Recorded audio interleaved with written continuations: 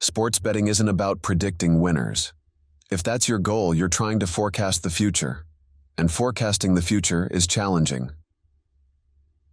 In the next few minutes, I'll guide you on how to start winning where many fail. First, let's clarify what profitable sports betting is not. It's not a quick, rich scheme. Don't be deceived by those who make sports betting seem like a way to achieve massive payouts with minimal risk. Sportsbooks highlight big winners to make you believe that sports betting is akin to a lottery where a small stake can lead to a huge win. In reality, sports betting is a methodical process. It's about identifying small advantages, making those bets, and steadily profiting over time. Identify the advantage, place the bet, and repeat the process. That's the essence of it. It's also rooted in probability. Let's start with a simple example to illustrate probability. Imagine a coin flip. Flipping the coin has a 50% chance of landing heads and a 50% chance of landing tails. This is basic probability. Now consider the stakes. If each of us bets $1 on the flip, you'll win my dollar 50% of the time, and I'll win your dollar 50% of the time. Repeated flips mean we'll just be exchanging dollars back and forth without any edge. However, if I offer $1.10 for every dollar you bet, each time you win you get $1.10, but each time you lose just $1. This bet is advantageous because you gain an extra 10 cents on a win and win 50% of the time. Each flip of the coin gives you a 5-cent advantage. That's expected value.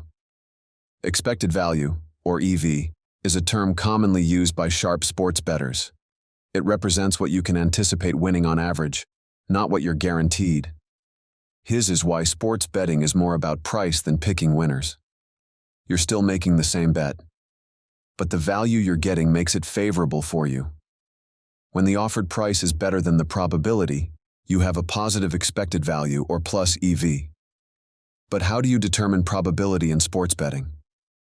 It's much more complex than a coin flip. Sports betting involves real-world events with unpredictable variables like injuries and random occurrences. Some bettors try to calculate probabilities themselves, but predicting the future is tough. If you go this route, it requires extensive research to outperform the sportsbooks. Alternatively, successful sports bettors often rely on the market's efficiency. So, let's delve into the sports betting market. There are two main types of sportsbooks. One takes action from sharp bettors, and the other follows the lead of sharp sportsbooks. People often think sportsbooks aim to balance bets on both sides, but that's not entirely accurate. In reality, it's the sharp bettors who influence the lines the most. If these large companies believe that following sharp sportsbooks is a profitable strategy, it might be a good approach for you as well. Use lines from sharp sportsbooks as a benchmark for their perceived probability. Then compare the odds at other sportsbooks to see if they offer positive expected value. It's all about probability and price. For example, if everyone shows a line of -2.5, but DraftKings offers -1, that's an edge. This may seem straightforward, but there's more to it. For instance, there's no single sharp sportsbook to rely on for all sports. Different sportsbooks excel in various sports and adjust lines differently for sharp action. A sportsbook that's sharp for NBA lines might not be as effective for NFL lines.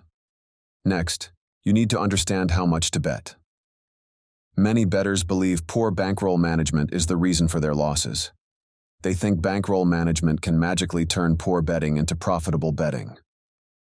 While bankroll management is crucial, it's not a cure-all for ineffective betting strategies. Often bettors either overextend their bankroll or don't manage it properly. John Kelly developed the Kelly criterion.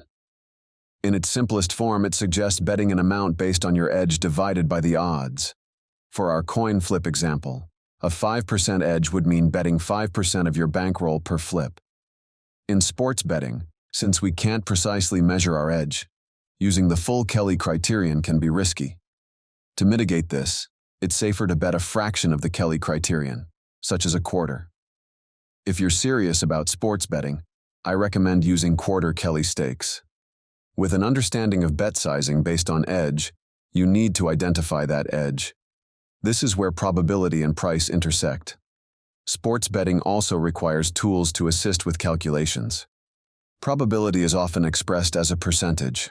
For a coin flip, it's a 50% chance of landing heads. However, sports betting odds are presented differently, as positive or negative numbers. There are numerous opportunities every day.